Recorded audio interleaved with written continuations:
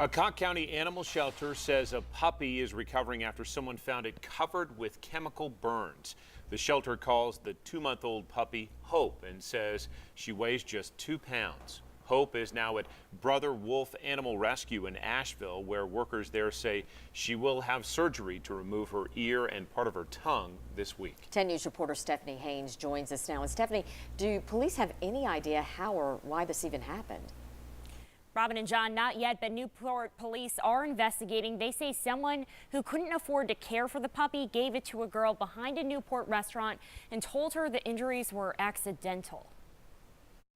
Being a puppy, all she knew was fear, and you couldn't even touch her without her screaming in pain. It was awful. Just a few days ago, this puppy, called Hope, came to the Friends Animal Shelter of Cocke County, and it broke director Alicia Henry's heart. Left her for dead.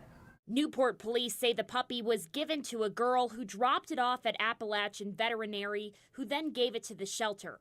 A veterinarian says she believes the puppy could have been dragged or chemically burned. Police say the girl was told the injuries were accidental and the abuse didn't happen in Newport. It's really disheartening, and I absolutely want to get to the bottom of it. This isn't the first time Henry has involved law enforcement for animals that have come to her shelter. Since becoming director in January, she has filed 3 police reports for at least 4 dogs, including Hope and this guy, Keys. We found out that he had been stabbed with some object, which the vet most likely called was a pitchfork, 6 to 8 inches deep. We are working these cases and looking into these cases, making every effort in order to prosecute them.